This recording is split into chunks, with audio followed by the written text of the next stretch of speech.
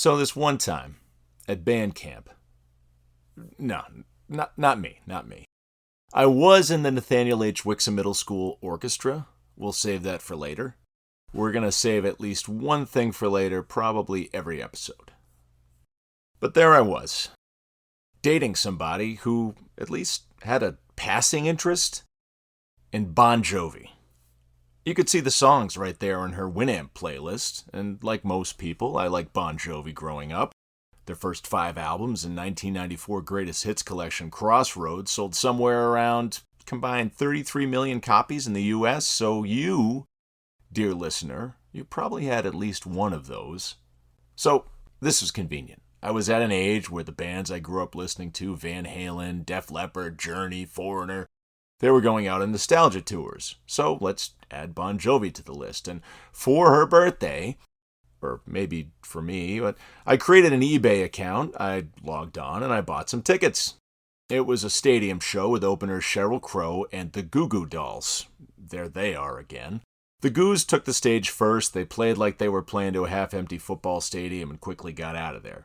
Now, Sheryl Crow was next, and she was great, and the seats in Foxborough, Massachusetts started to fill up, and the New Jersey boys hit the stage and just blasted us with what felt like 3 hours of hits. I mean, to this day, it was one of the best shows I've ever seen. Possibly elevated by the downpour during the second half of their set, where they just kept on going. John Bon Jovi was like Captain Planet. The elements made him more powerful. It was incredible.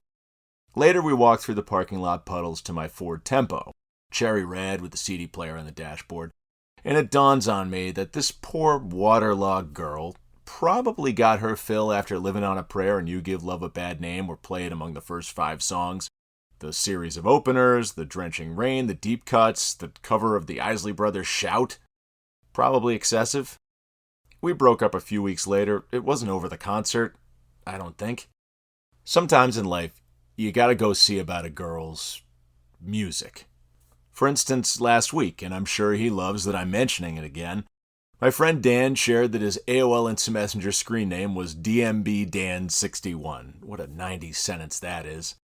And he noted that the text looked like Dumb Dan, and it was regrettable, and why was he into Dave Matthews Band in the first place? Some girl at school. Today's guest is Jason Clemence. We go back to Sunday school. Jason was that guy rocking the Killer mixtape on the youth group ski trip. He's a professor now. He still plays music. He's written in a bunch of places. But why did he get into Biggie, for instance? A girl at school. Can you think of a band you got into because of a girl or a guy? I can think of a few. Here's a partial list. Coldplay, Van Morrison, Eve Six, Jimmy Eat World, Matthew Good Band, Blind Pilot, OAR, The Killers, James Blunt, Daughtry, The Beatles.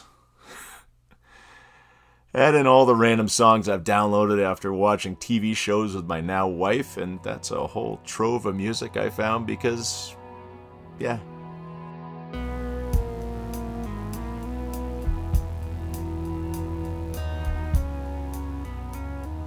I'm Sean Sylver, and this is Cracked Rear View. Each week, we talk with an interesting guest about the music we love through the lens of the 1990s CD Club deal. By now, you should be familiar. They got this catalog filled with albums, and they just give you 12 tapes for a penny. That deal defies all reason. I know. I got them all. ABBA to Zappa. Sup, pretty eyes? Not much, DK. Sweet tapes. The year is 1997. Drive home 1,000 times. Dark roads, they must be mine. My guest today on Crack Rear View is Jason Clemence. He's a professor of English and film studies at Regis College. You're a teacher, you're a writer, you're a music man. Yes. Is, I guess, one of the ways that I would just describe you. And we go back a long way. Yeah, for sure. I've known Sean since, probably 4th, 5th grade, I'm Right. guessing. We were in the same youth fellowship at church. Yeah, I remember talking music with you back then, and I remember you were usually rocking some Celtics gear as well. It's one of my my clear memories of the time. Yeah, some stuff hasn't changed. Obviously, like our tastes evolve, right, over time. And back in the day, it was you'd have a really cool mixtape that you would have made up, and I'd just be like, wow, how does he hear about all these bands? So, kind of one of the starting points for these conversations is, now we're squarely in middle age, but back then as a 90s music appreciator, consumer, how were you Mhm. accessing music? Yeah, that's a good question. I think that it was mostly just sneaking into the den in my parents' house to put on MTV whenever I could. I wasn't really supposed to be watching it. Like, it wasn't a hard and fast prohibition, but it was definitely one of those things where I'd change the channel quick if I heard somebody walking up. So, yeah, I think that was like my version of, Pitchfork and Bandcamp and YouTube interviews, which is how I consume and learn about music now. So, like in the early 90s, suddenly Pearl Jam was all over MTV. So I was like, oh, all right, that seems cool. And off I would go to buy 10 with my paper route money. And, it would just kind of evolve from there. Oh, and because I was learning guitar as a kid, I Yeah. subscribed to Guitar World magazine. And that was full of tidbits about like just kind of interesting bands to check out, and it was almost kind of like Rolling Stone, but with an emphasis on guitar stuff. So I learned about a lot of stuff there as well. So I kind of had an equal foot in whatever was pretty mainstream and on MTV at the time, but also had a few places here and there to learn about more obscure stuff. And in fact, one of my picks for today's discussion is going to be something that would have been decidedly uncool for a high school kid in the 90s. So many Well, there things. may be one more than one of those actually, but That's, I guess, why we're here. It's to kind of air it out.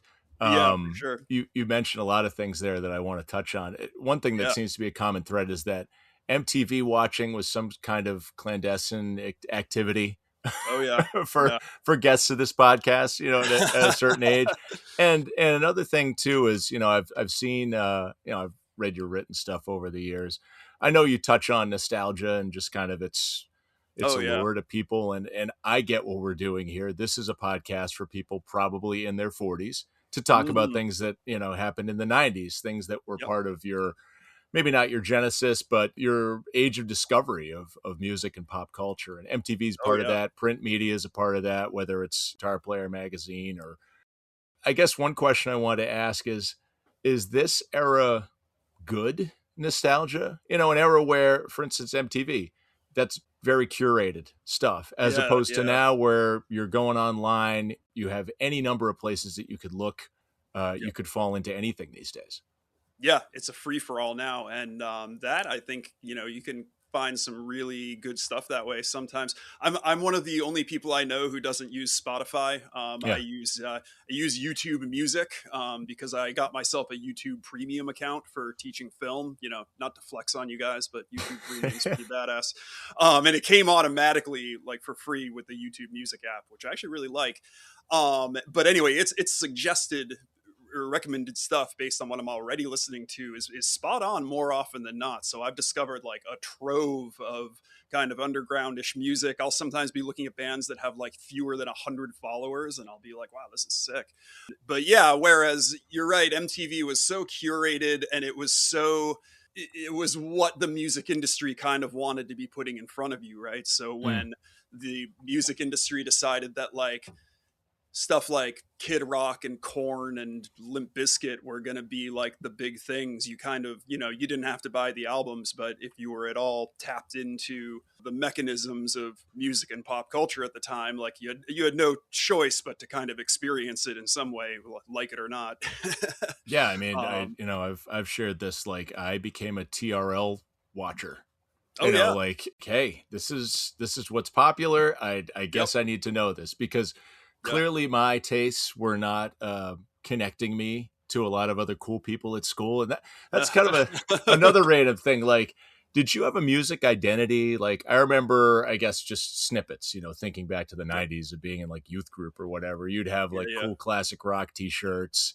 yeah, yeah, But did skater kids listen to this? Goth kids listen to yep, that? The hip hop yeah, kids had their whole style, and yeah, it felt like music was a very unifying trait for cliques. yeah, Is that yeah. something you Oh, for sure, experienced at yeah. all? Yeah, but I was super open, and yeah, I think classic rock was probably like my bread and butter. I listened a lot to like the Who, early Rolling Stones, Led Zeppelin, all pretty predictable stuff, stuff that was, I feel like in the 90s, stuff that was big in the late 60s and 70s kind of became big again. Yeah. I remember there being, I was by no means the only kid wearing Led Zeppelin t-shirts around DY. But that was probably my main focus. But man, I was opinionated on that stuff. It wasn't just sort of a like, yeah, whatever. Like I already had decided that the Rolling Stones were awesome right up until and including Exile on Main Street, and that then they lost the edge and never got it back. Like I would, I would like gladly talk people's ear off about my opinions on things like that. But no, I spanned all over the place. I was kind of a Marilyn Manson fan in high school. Yeah. Now kind of to my own shame, but I thought it kind of rocked, and I liked the sort of darkness of it, and I liked a lot of hip hop, a lot of things that interestingly I learned about from girls I had crushes on. A disproportionate number of girls I had crushes on and would try to talk to in study hall in high school were into Biggie and Tupac. I guess they didn't care about the East Coast West Coast beef because they liked both. Yeah. So one of my first and favorite hip hop albums was Biggie's Ready to Die. Yeah. Which one of those girls made me a cassette copy of from her CD at home. She was nice enough to do that for me. Those days, yes. Yeah. Oh, I had a lot of music like that. I also had Slayer's Rain and Blood from in that format too, which are about like the two most different albums you can imagine, right? Your parents all thrilled about these imports, I'm sure. Well, I hid them in the bottom drawer of my desk. I had my Walkman, I had my headphones, but I wore those things out. Like I had never heard, I had no idea anything like Notorious B.I.G.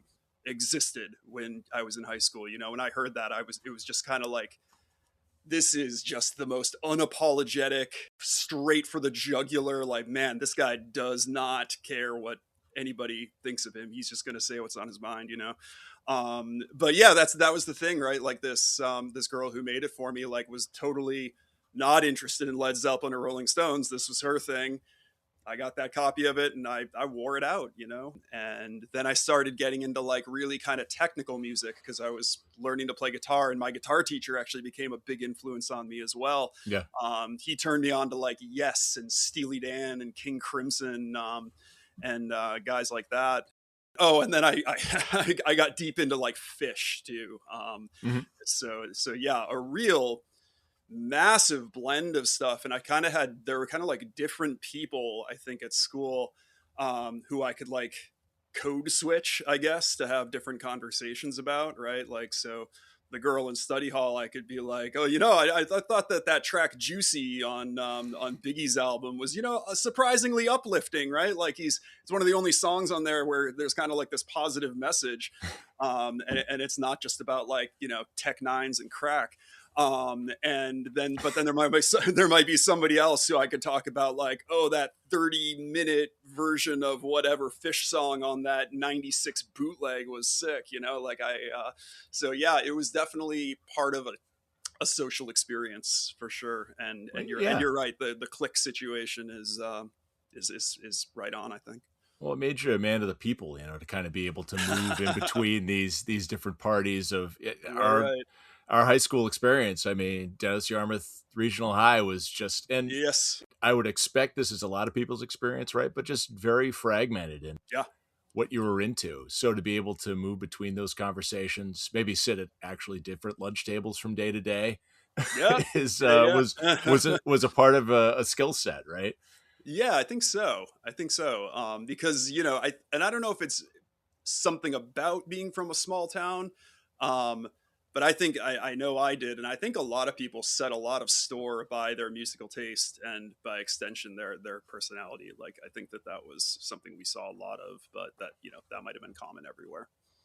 So you mentioned your guitar teacher being an influence. You've also mentioned to me prior to this, and you're the first person I've talked to who is a member of not one 1990s CD club, taking advantage of some offer of a lifetime, but actually two. And the question there is, it sounds like you're a curious sort. You're trying to have different conversations with people about music, kind of open up, just discover different pathways that you could go down musically.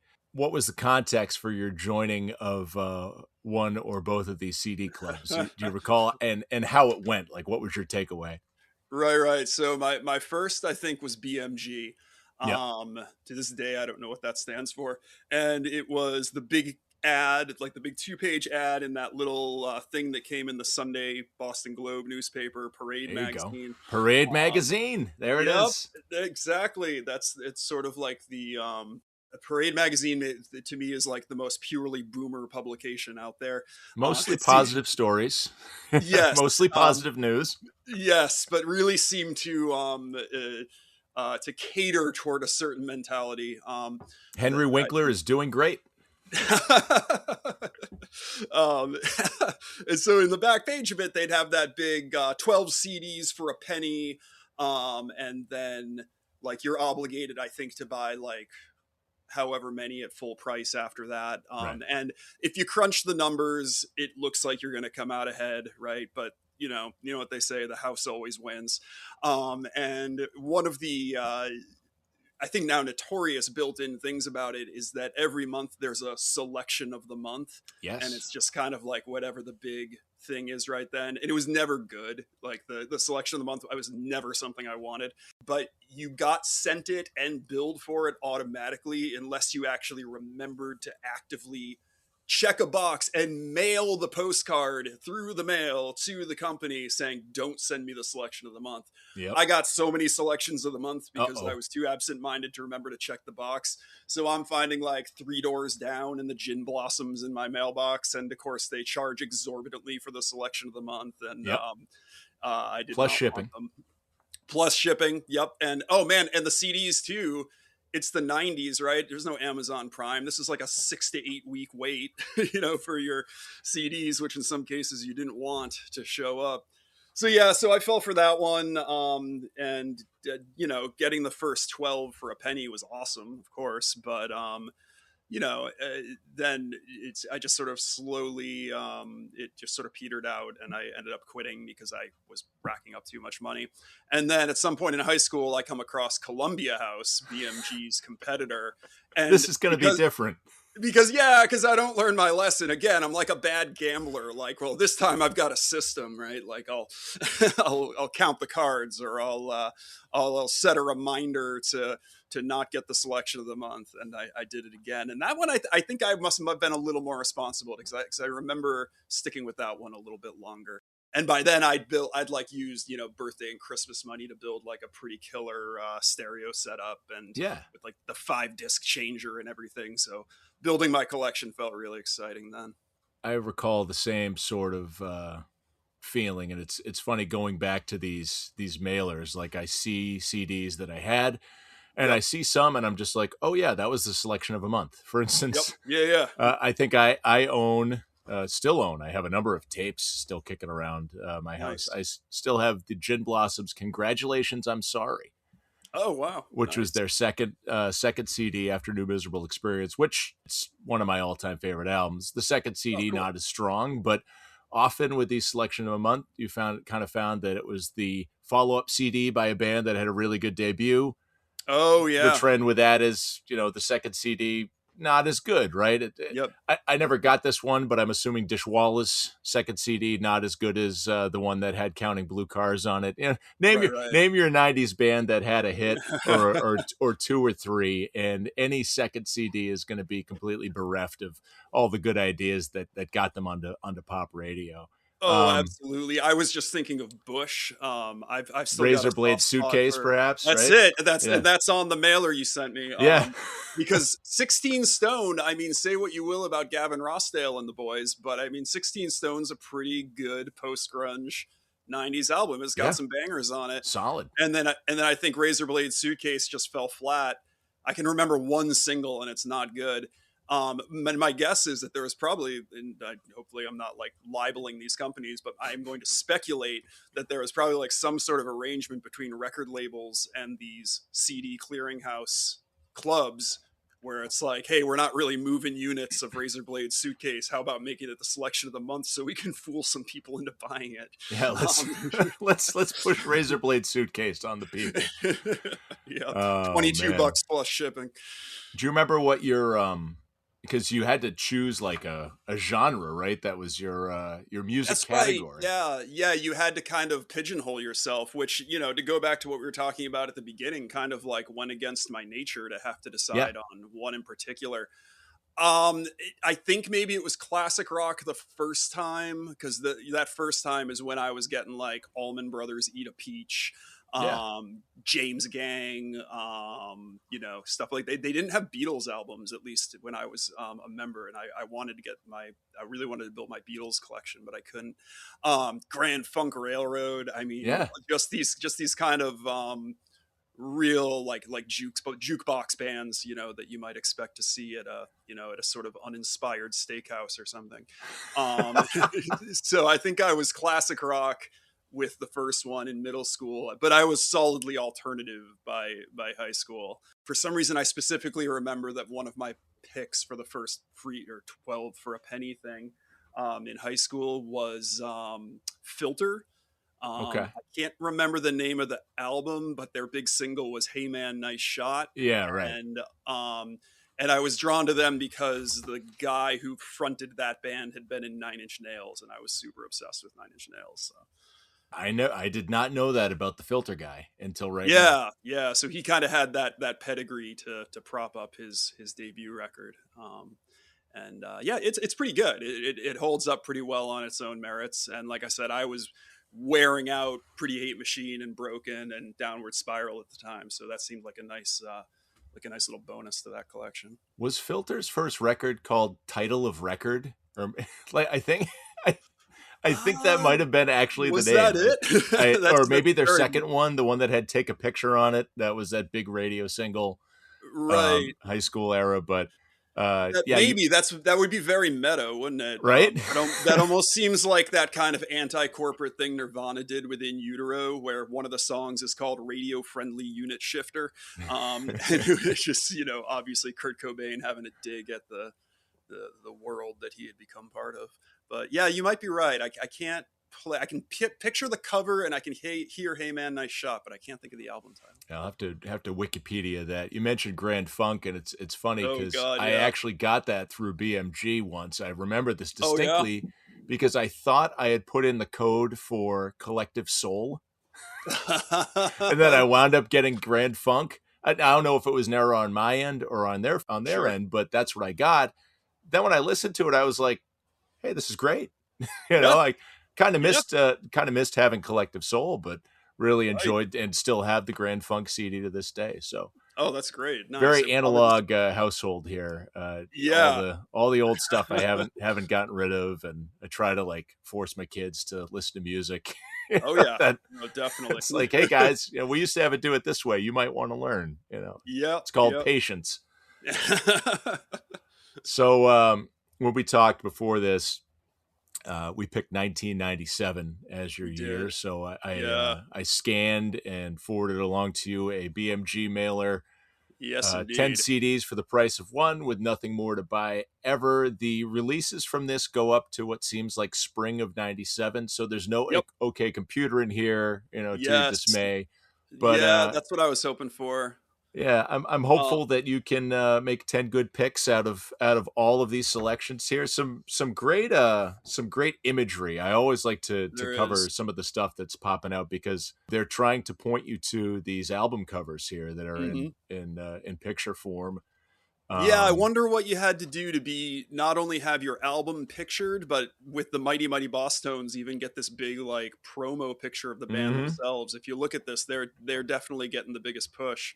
Yeah, they had something going on at the time. Wallflowers, just a big, huge album at the time, but also stuff on here.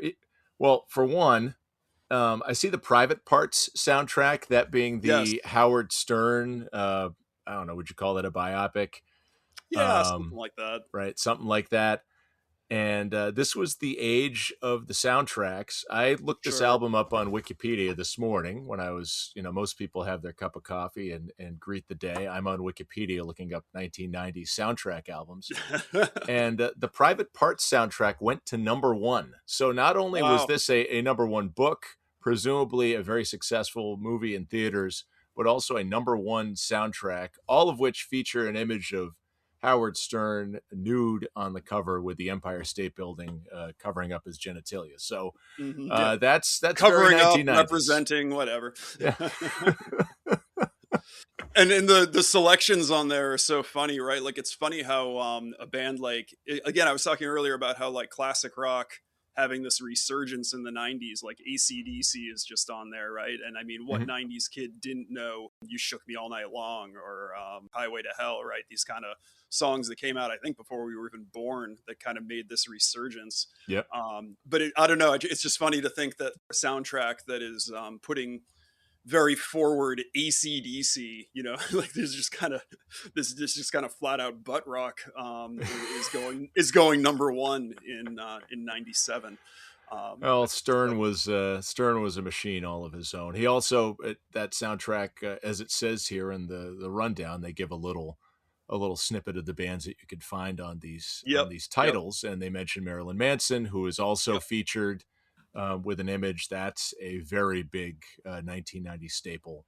I can't imagine how many copies that one moved. Totally. Yeah. So those, the Marilyn Manson that is highlighted under Crash and Burn, which I thought was, what do they mean by that? And there's a wide array of stuff under Crash and Burn. I think I saw Warrant in there. I mean, like, oh, nice. Yeah. Like what? It's I guess clearly anything that could qualify as heavy rock. I don't know. Right. Yeah. Well, I think the 90s were when like hard rock and metal were this weird kind of distinction that was being made. And that's still a distinction that gets made in the metal community. Like, if you're a metal band or consider yourself a metal band and you put out an album that critics say is more like hard rock, that is like the worst insult, because it's basically saying that you sound more like Kiss than than like actual metal.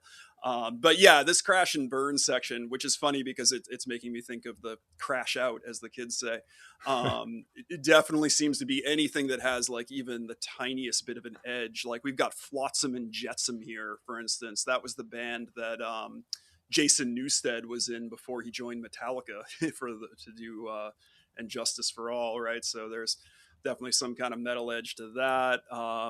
We've got Warrant is hilarious. There's Kiss, Pantera, the new Slayer album, although definitely after Slayer's heyday. But yeah, Marilyn Manson is one that I zeroed in on and that I would make a pick for. It's a little awkward now, given that Marilyn Manson has kind of revealed himself in the last 5 or so years to be an abuser and not a good guy. But back in the 90s, I was pretty into that stuff, and I would actually be torn between Antichrist Superstar and Smells Like Children, which are like the two most different albums you can imagine. Antichrist Superstar, for as dark as its imagery was, and as much as sort of like creepy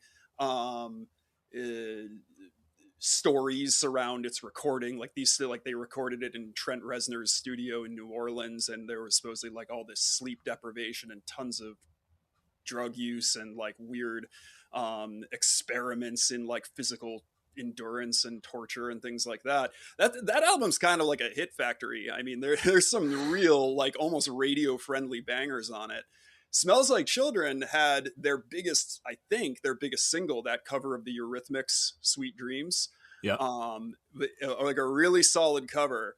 But so I bought that album while I was visiting my grandparents in Florida. My grandmother bought it for me, which I feel kind of bad about to this day. Because she took me to the mall and said I could get a CD and she'd buy it. And I picked out Marilyn Manson, and it has the title Smells Like Children, which is like just so unbelievably off-putting. So it's got that single, Sweet Dreams, which my band sophomore year of high school covered at the school talent show. Yeah. And but the rest of the album, except for that big single, is just the most weird, disturbing like sound experiments and like spoken word, and it's a nightmare.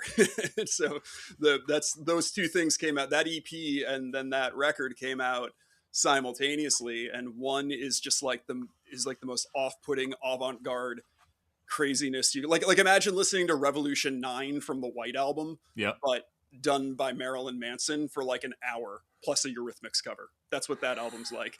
And then Antichrist Superstar, like, just kind of rocks. So there's a really funny difference there. Yeah, I mean, hey, that was probably the point. They were probably trying Yeah. to give you nightmares Yeah. at the time, trying to off-put grandmas who very Yep. kindly were purchasing. Yeah. Oh man, oh man, it feels like there's always one of those. Doing a few episodes now, it's comforting to know that we all are kind of linked by the awkwardness that we experienced when that happened. So there it is. So it's 1997. We're making some picks here. You are choosing to do this as your 1997 self, or with a little bit of adult inspiration thrown in. I think I'm gonna do a combination. Yeah. I think I'm mainly going with stuff that I had or definitely would have gravitated toward when I was 16. But I've got my 44-year-old hat on, kind of in the background as well. Nice. All right. So I can do both, right? That's all right. Of course. All I right, mean, this awesome. is the whole point of this is just to have conversations about music that interests people, and Hell yeah. I think we're hitting on that so far. So you Perfect. mentioned Marilyn Manson. Yep. You chose Antichrist Superstar. Was that? Yeah, I would go with that now. Because for sure, just a lot more. You said it rocks, so I mean, it It must does, be yeah. good. Yeah, I mean, it's like, yeah, they've got the kind of spooky atmospherics and vibe and, shock your parents kind of thing going on. But I mean, it's, as far as being kind of like a glam goth metal record, it's solid. It's really good. Nice. We've started off. We've taken a very specific tact here. Yes. Where are we going to for number 2? Number 2, I'm gonna go in a total 180 and go with Jewel, Pieces of You. Okay. I didn't see that coming. Yeah, right. And I see the vinyl now as we the vinyl as well. Yeah. And also, just to go back to what we were talking about before, no longer have to rely on my dubbed cassette copy of this one either, because I've got Ready to Die here on vinyl as well. Yes, for those listening on audio, Biggie is Ready to Die is displayed prominently as well. Indeed. But yeah, no, I am a big fan of Jewel's first album. Who Will Save Your Soul, of course, is the one everybody knows, and I'm not even gonna knock it, even though it was like the big radio hit. I think that's a pretty solid song. But if you listen to the rest of it, that one sounds like it was made for MTV. But there's some other tracks on here. Foolish Games is a big one. I think that might have gotten an MTV video. That was the video riding a horse, I believe. That's the slow motion horse riding, for like an interminable amount of time. But another one called Near You Always, beautiful guitar tone, just straight up folk music. It really sounds like what it was, which was a girl living out of her van playing, open mics to 20 people, and then somebody having the wherewithal to be like, wow, she's really good, let's get her a record deal. Yeah, there's a ton of good stuff on here. She has this one called Daddy, which is unbelievably haunting. She has one called Little Sister as track 3 on here. Also just clearly addressing a younger sibling in this sort of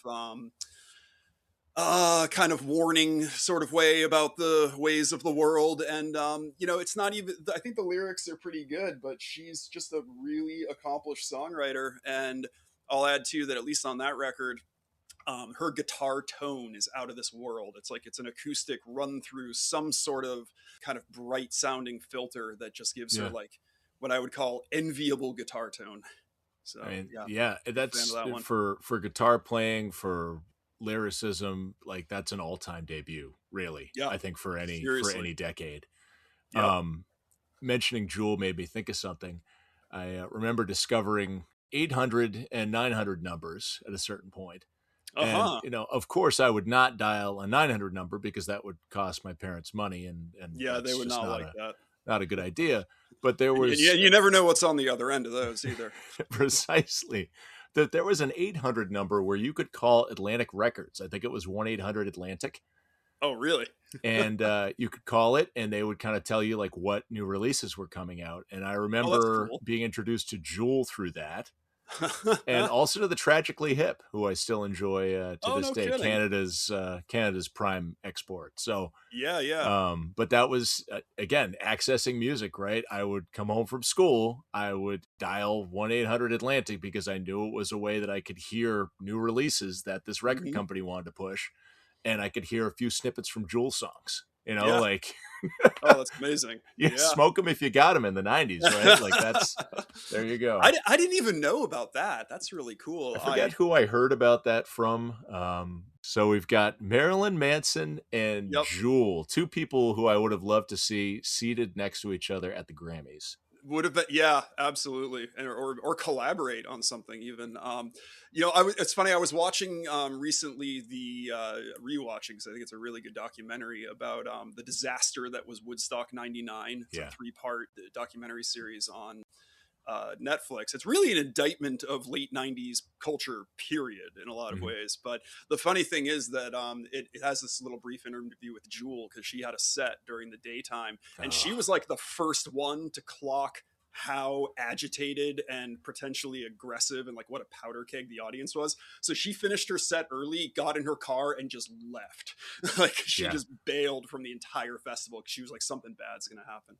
So Well, yeah, so that singer songwriter Alaskan is. intuition was That's right. right. Yeah, no, exactly. Okay, I'm gonna go now with something related to that guitar teacher who turned me on to some more like complex, jazz inflected music. In fact, he was the one, and through this band especially, who kind of inspired me my first semester and a half of college to major in music. Because I had a rather inflated sense of my musical ability. You can see the guitars hanging behind me there. I still play a lot. I still Yeah. like it, but it's funny how your first semester at dedicated music school will let you know exactly how good you are or are not. Ah, So, like I said, I made it a semester and a half. But a very influential album that I still love. Related to that inspiration in high school is going to be Steely Dan's Asia, nice. which is pretty wide. I mean, I was really pleased to see it on here because that is an emphatically not '90s pick. That's, I want to say, '77, and that is a product of 1977 right there. That album just sounds like it came out of the Carter administration, and it's an incredible record. It's most people's favorite Steely Dan album. It is not mine. The Royal Scam, which came out right before it, is my Okay. favorite. Yeah. But Asia is full of classics. A lot of people know the story about the song Peg that's on it, where those Walter Becker and Donald Fagen burned through something like 20 professional session guitarists trying to nail the solo for it because they were such absolute perfectionist assholes that they Yeah. have like the best guitarists in the world playing these solos and like, no, but next. And so it took just an enormous number of takes, but it is an absolutely incredible album. Desert Island album for me, and it's not even my favorite Steely Dan. So as I know that it's a almost a cliche now for us middle-aged dads to have discovered Steely Dan, but I have the credibility of saying that I was already a dorky Steely Dan fan when I was 16, and Asia is top of the heap. So even though it's not '90s, I'm going to pick that for sure. Nice. Well, yeah, they always filled out these mailers or whatever you want to refer to them, these advertisements with Yeah, classics. I mean, the marketing is very clear. This is trying to hit middle America with just a wide range of stuff. Some stuff that's hot, some stuff that people are yep, looking to fill out their collection with staples, right? sure, You yeah, mentioned for like an sure. Eat a Peach Yeah, or yeah, an Asia would fit that as well. I have that on tape. I don't know how I yeah, got that. I probably got nice. it from somebody who just was getting off of cassettes and Oh getting yeah, yeah. into some other CDs, streaming, whatever. But it's in my collection. Probably time to get that on vinyl. That would probably sound a lot better. I got that right next to me here too. Yeah, Nice. it's worth having. Yeah, yeah. No, I think you can get a lot of flack for it, but I think Steely Dan is just still so listenable and cool to listen to, and especially if you're in a real like music geek kind of mood, like they're doing amazing stuff on their albums. They're really incredible musicians. 1000%. All Yeah. right. So wow, All yeah, right. Manson, Jewel, Steely Dan, number Yes. 4. Okay, number 4, I'm gonna go with part 1, but not part 2 of the Dazed and Confused soundtrack.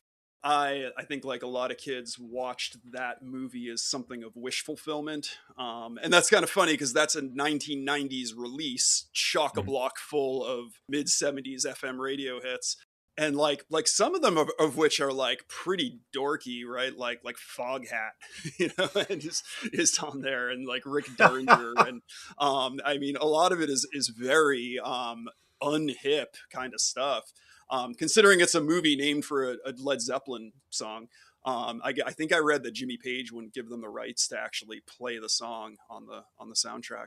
But I loved that movie. It was total wish fulfillment because I first saw it when I was a junior in high school, and the kids in that movie are supposed to just be finishing their junior year of high school, and they like act like college kids, like no parental oversight, no consequences, no nothing. And for the longest time I thought it was the most unrealistic thing until I kind of learned sociologically that the 70s were like the era of permissive parenting. And so but yeah, it was total wish fulfillment to be able to act like that. So if I couldn't actually be watching the movie, I'd put on the soundtrack, and I swear to God, I'd be like doing my calculus homework my senior year of high school in my bedroom, like bopping my head to Rock and Roll Hoochie Coo. I mean, it was Yeah, I saw Foghat for free at the there you Wolf go. Den at Mohegan. Wait, is that Mohegan Sun or just Foxwoods? I was at some One of bachelor them. party once, and Oh, nice. we're walking through the casino, and somebody's playing Slow Ride, and I'm I just was gonna like, say, if they weren't playing Slow Ride, how would you even know? they played it twice, at least twice, perhaps three times, at the request of some Cougars that were in attendance. This is a good like 20 years ago, so. Yeah. Some people were having the times of their lives. There, I believe, a Yeah. conga line was formed. So Oh, that's what you nice. do That, for that Foghat. tracks. That's That's that's like that Simpsons episode where they see Bachman Turner Overdrive at the county fair, and Homer just keeps yelling for taking care of business. He's like, "No new crap, nothing else. Play taking care of business right now." All right. but So what was that for? that was four. Oh boy. What are we gonna go with next? I've got so you know what? I'm gonna take a risk here. I gotta So find much it. pressure with this thing. You I know, right? got to And fill it out right, or you got to get all the selections right. If you botch one of these, you'll regret it, because this is hard earned. This is paper route money. This is lawn mowing money. That's right. And I only one time took a CD out of cellophane, listened to it, and was like, "Oh, this sucks." And I brought it back to good old Strawberries in the Dennis Okay. Patriot Square Plaza, Yeah. and I was like, "Look, I have the receipt. I know it's opened. I hate this CD. Can I please exchange it?" And they let me. Wow. Yeah, not bad. I think we were pretty limited. We had Yes. strawberries, high-endest. There was a coconuts. Yeah, that's right. And another Strawberries, I think. Yeah, I don't know what's up with all these fruit themed stores, but and the mall had both Record Town Yep. and then the perhaps more updated Tape World. Tape World. That's right. Yeah, not Wow. the most original names. Oh, okay, I found it. So I'm gonna take a risk, like I was saying, and go with Mobb Deep's Hell on Earth. Nice. So I don't know that album, actually. I have the Infamous, of course. Yeah. And everybody and their mother knows the "Ain't No Such Thing as Halfway Crooks" line. And if you didn't know it before, you knew it once you saw 8 Mile. And of course, that's just a classic. I mean, I'll play that pretty much any time. The track I actually like best is they do a collaboration with Nas on that. So they have this one called "Your Beef Is Mine" that just has this kind of call and response between Mobb Deep and Nas, and it is so good. So I like that album enough that I'm going to take a swing and get this other Mobb Deep album. And I'm thinking, yeah. see So how it goes. Infamous was probably 94. Hell on Earth probably would have Yeah. been like 96. Yeah. So we're looking at Nas. So it's one of right those in follow-up between. things, right? Yeah. Yeah. Well, I remember the track Hell on Earth because I forget what it was. I had some sort of hip hop, like Beats CD or something Oh, I had that's cool. found. Like stuff And to sample from, or yeah. So I think like Hell on Earth was in there.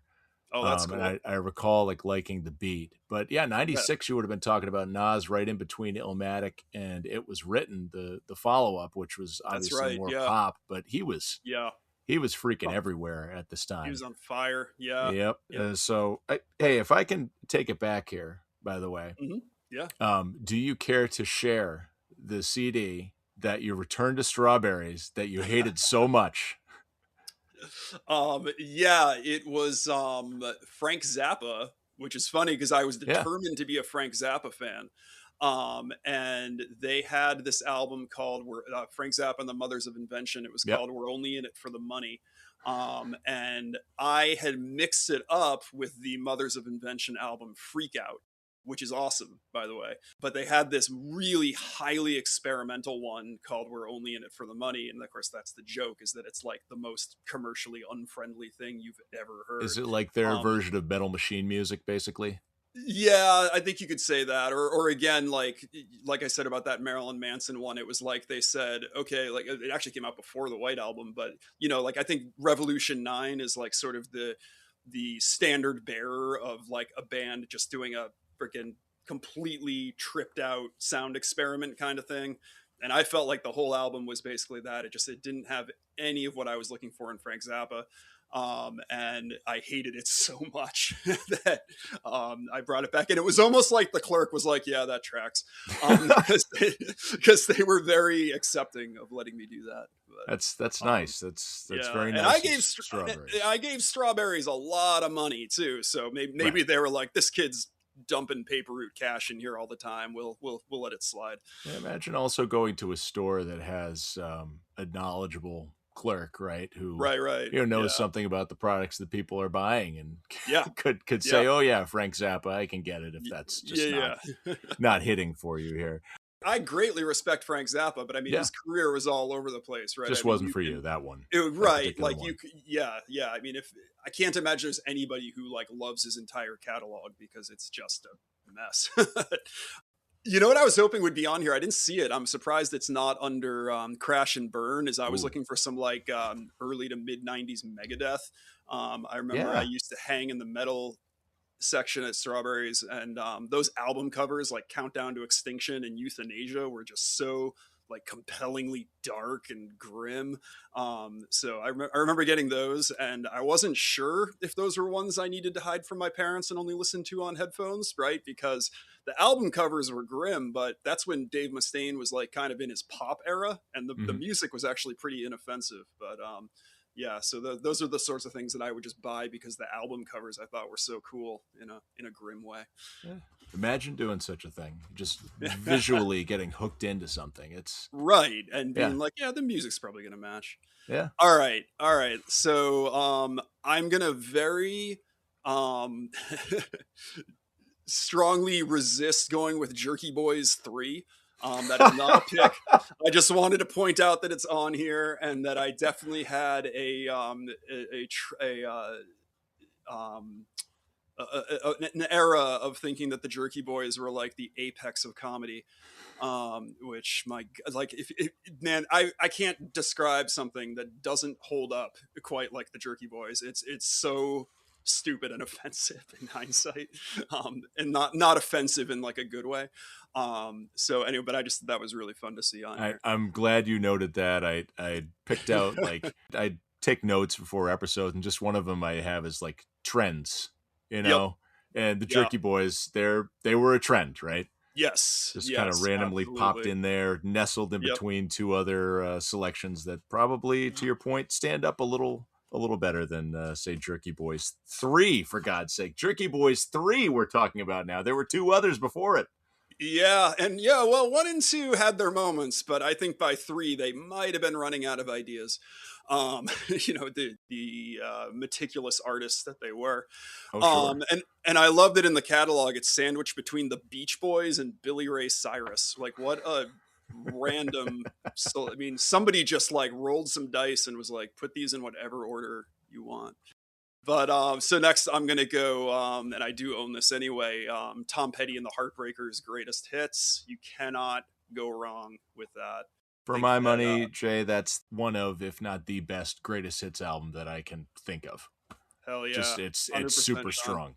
Yep, yeah, because he didn't really make a bad track, right? I mean, you could maybe flub which ones you decide to include. I mean, if somebody was putting that together and didn't include American Girl, I'd have some choice words for them. Yeah. But I mean, it's not like it's gonna suck because I mean, damn, that guy could write a song. Um, I think about greatest hits albums, and that was a very '90s thing as well. sure. And there was just a trend of for the completion fanatics out there to have greatest hits CDs. But Right, because you you're know, not getting Mary Jane's Last Dance anywhere else, right? If you right? wanted Mary Jane's Last Dance, you had to get the greatest hits. Yeah, and there's different ways that greatest hits albums have been done over the years. Hmm. Sometimes greatest hits albums they're just not done well, or they tried to include too much new material that wasn't good. With Right. Petty, in that sense, it's everything you need for the Yep. singles. Yep. No real deep cuts, but it's everything you know, and then the new stuff is actually good. Yeah. Yeah. So Totally. no Yeah. complaints. No Yeah. complaints. Mary Jane's Last Dance was a huge hit. Yep. And I mean, who expected Tom Petty to come out with a song that is simultaneously about marijuana use and necrophilia? Like, wow. The last guy would have expected that from. The last But DJ. it's a Oh man. killer track, and Yep. yeah, and it opens with American Girl, and I mean, Silence of the Lambs association notwithstanding, I mean, that's got to be one of the all-time great, midsummer windows down, flying down the highway kind of sing-along songs. I mean, what a perfect rock song. Yep. Yep. Again, no notes. 100% Yeah, there. yeah, for sure. All right. So I'm gonna go next with Stone Temple Pilots' "Tiny Music," Okay. which I believe is not the full title. So it's in like "Songs from the Vatican Gift Shop" From or the something like Vatican that. Gift Shop. And this is Yeah, album number 3 for them. Now, I it had was. Core and Yep, Purple. Well, yep, Purple, which was actually self-titled, but it was called yep. Purple. And don't you I love the trend of self-titled albums being named for a color? Like, I mean, there's so many of those. Like the Beatles Yeah. started Yeah, it, that's true. That's true. Well, Metallica, Jay-Z, Weezer. Like, yeah, it's an identifier. I mean, color's yeah, pretty much the easiest way, unless you're colorblind. You're there. true, There you yeah. go. But they could have just said self-titled, but whatever. But yeah, did you like those Core and Purple? Those Oh were yeah, good I mean, collections. yeah, I remember I got Core for Christmas, Nice. in probably I don't know, like 4th or 5th grade. I remember my great uncle who used to come down for Christmas every year. He was from Danvers, so north of Boston. Ah, nice. And looking over the album, kind of with a raised eyebrow. Yep, yep. It's like, what is this? Yeah. And then Purple was another one where I think I asked my parents to get it for my birthday or for Christmas or Mhm. something. They went into Strawberries, and because it's not titled Purple, the Right. clerk was unable to produce the disc. Oh So no. I didn't get it. I went back to BMG and just ordered it through there There you go. Yeah. as part of some sort of deal that they were doing. But I did not have Tiny Music. So what allures you to Tiny Music?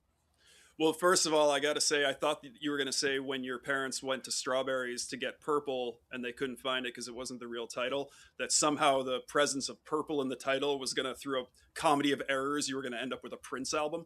I think that would have been, that would have been a great outcome of that. That Um, would have been a great little vignette in a yeah, yeah. accidental comedy, right? So yeah, I came to Stone Temple Pilots through their MTV Unplugged Mhm. at first, which I think is, man, those could be really good. Those Unplugged sessions, that was one of MTV's better ideas, I think, and You theirs was found a lot of these in absolutely great. these catalogs because they were such big sellers. Right? Yeah, yeah, definitely. Nirvana's was iconic, especially, but Pearl Jam's is good. Alice in Chains is good. There's a lot of good ones. So I think I came to that first, and then I went and checked out the album versions of some of those songs. Stone Temple Pilots was the second concert I ever went to. Tom Petty was the first, actually, and they were insane live, man. They played like 2.5 hours, and in the middle of it, they did like a 45-minute sit down acoustic set, like to reproduce their MTV Unplugged. Now Cool. this was at the Garden in Boston, and it was, yeah, phenomenal. But yeah, no, I liked Tiny Music a lot when it came out, and that first single, Big Bang Baby, was, I just thought, so addictive. I mean, it was so simple, but I thought just such a fun song. Tripping on a Hole in the Paper Heart, I really dug that one.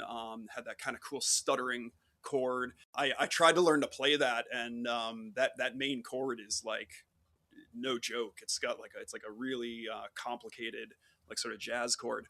But mostly I really liked Lady Picture Show. Oh yeah. That single, which like had almost kind of like a mid-era Beatles kind of feel to it. It was very Hmm. bright and sparkly. Yeah, I really liked that. I mean, I like a lot of Stone Temple Pilots. The first two albums is quite a bit. That to me seemed like a joyful album from a band that, especially on Core, was pretty dark.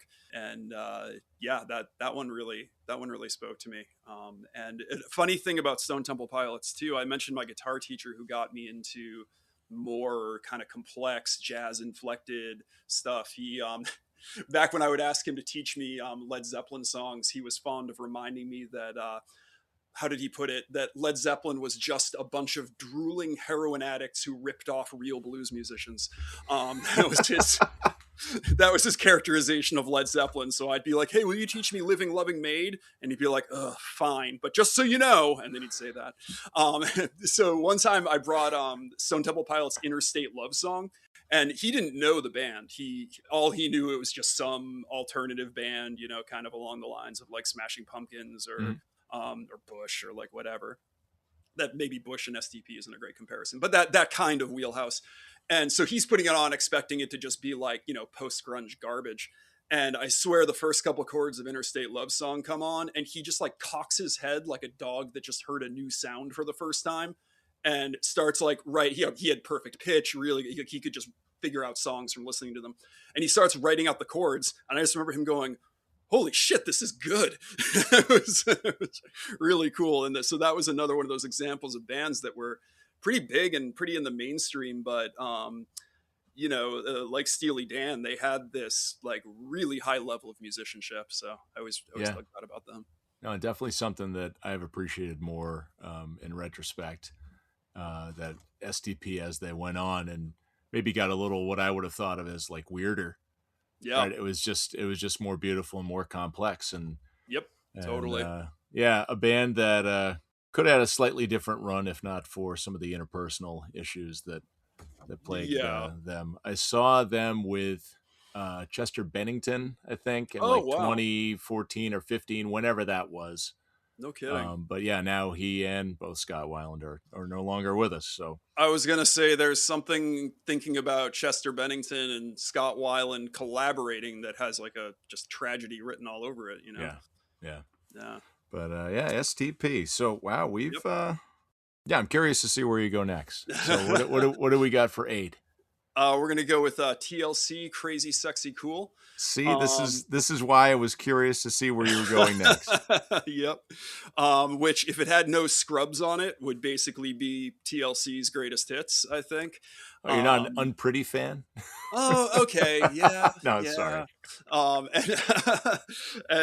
Well, as much as I like the music, the thing that'll always stick in my mind is from the VH1 special on TLC where they're doing the talking head interviews, and I think it's T-Boz who goes, "Lisa, burn the damn house down," about how Left Eye burned down her boyfriend's mansion.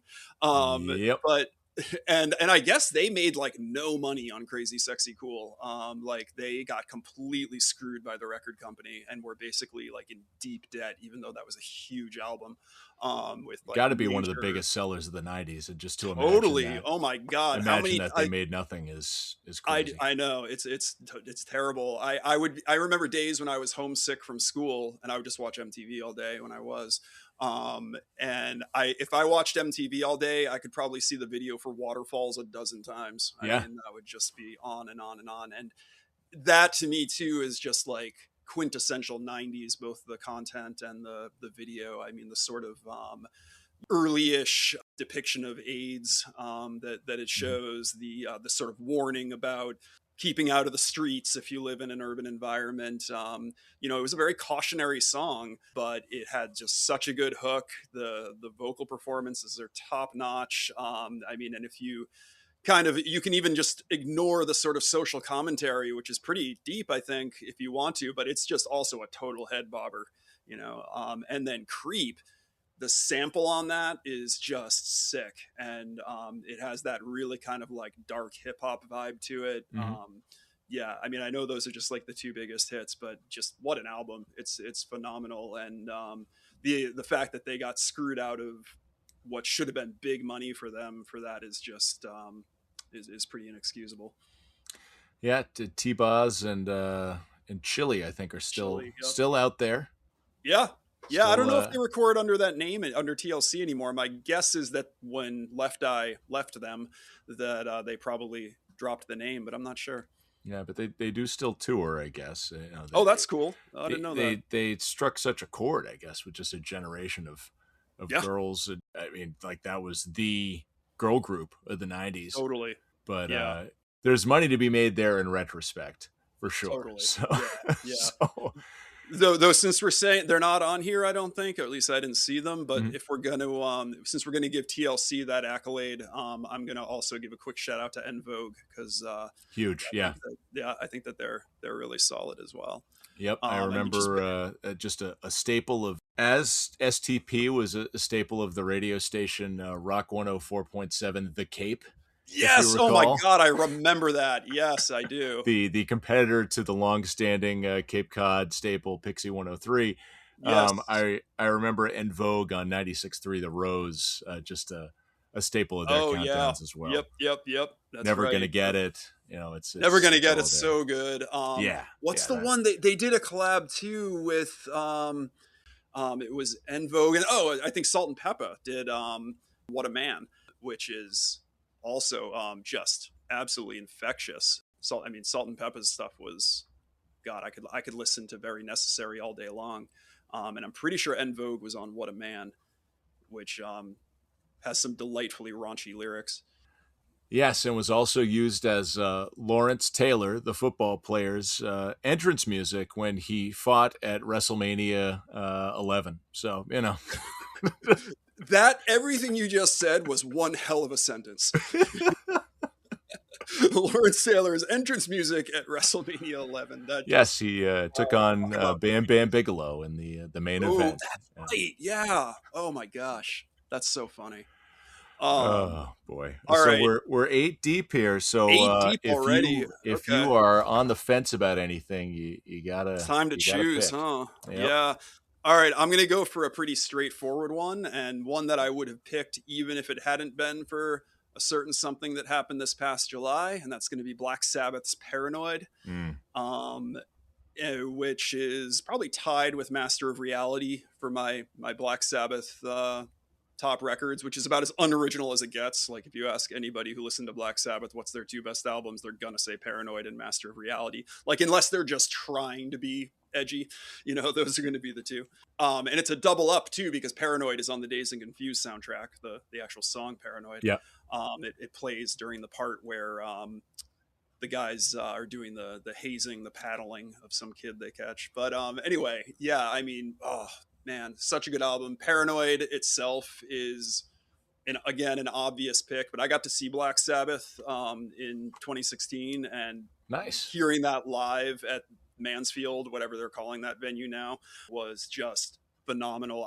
Ozzy was like supporting his body weight by the microphone. He was so in rough shape. And this is 10 years ago. And yet his vocal delivery on Paranoid was just spot on. It was so good.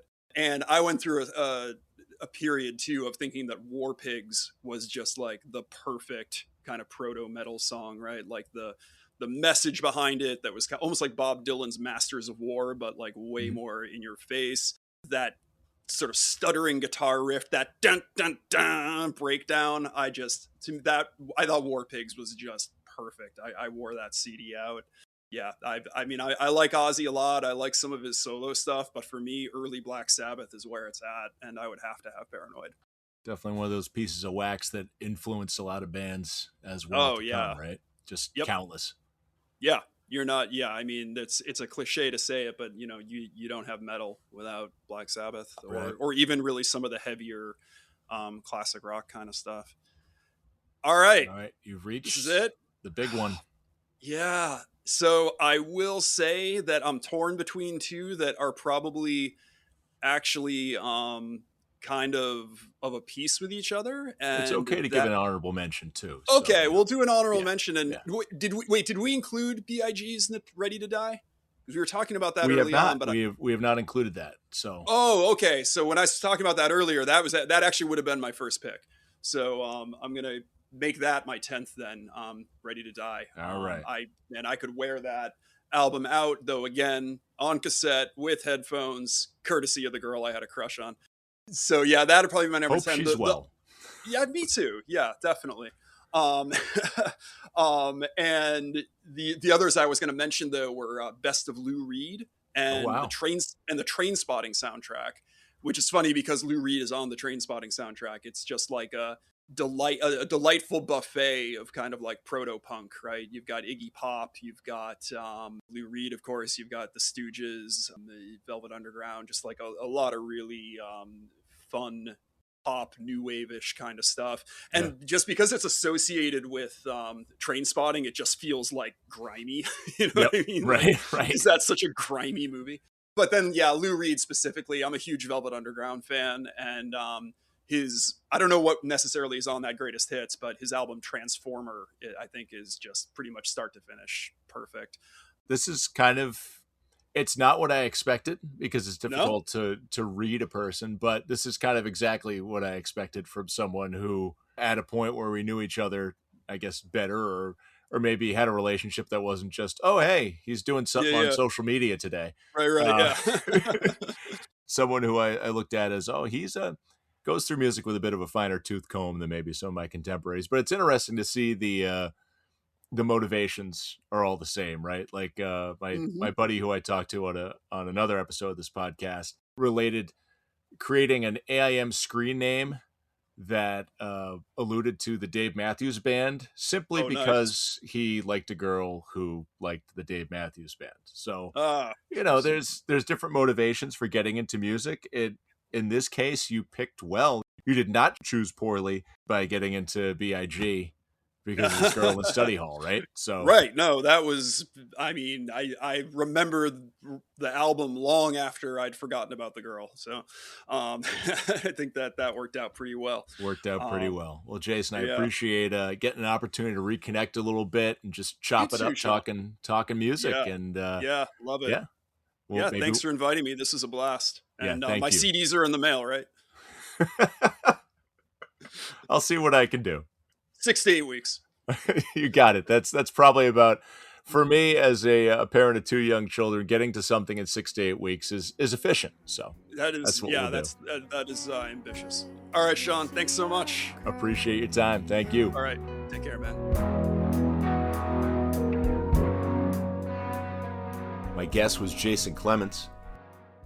Jason's selections include Notorious B.I.G, Ready to Die, Marilyn Manson, Antichrist Superstar, Jewel, Pieces of You, Steely Dan, Asia, The Dazed and Confused soundtrack, Mobb Deep, Hell on Earth, Tom Petty and the Heartbreakers, Greatest Hits, Stone Temple Pilots, Tiny Music from the Vatican Gift Shop, TLC, Crazy Sexy Cool, and Black Sabbath, Paranoid.